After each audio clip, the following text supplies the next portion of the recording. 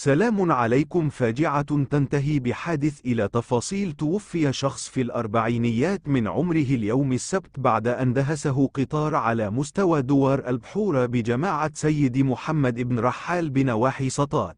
وقد وثقت عناصر الدرك الملكي التابعة للمركز الترابي مشرع بن عبو وجهوية سطات الموضوع في محضر قانوني. وأفادت مصدر مقرب من موقع الحادث أن الهالك وهو أعزب من مواليد 1984 ويقطن في دوار العطشان قيادة ابن يكرين تم العثور عليه جثة هامدة جانب السكة الحديدية رقم 2 بالنقطة الكيلومترية 101 بعدما دهسته قطار رقم 610 القادم من مراكش ومتجه نحو فاس على مستوى دوار البحورة. وبعد الحادث انتقلت عناصر الدرك الملكي وممثل السلطة المحلية بقيادة أولاد بوزيري إلى دوار البحورة، حيث تمت معاينة جثة الهالك قبل نقلها إلى مستودع حفظ الجثامين بسطات لإجراء الفحوص الطبية والتشريح عند الضرورة، وذلك لفائدة البحث التمهيدي الاعتيادي من أجل كشف الظروف المحيطة بالوفاة وتنفيذا لتعليمات النيابة العامة المختصة. في نهاية لا تنسوا الاشتراك بالقناة والإعجاب بالفيديو.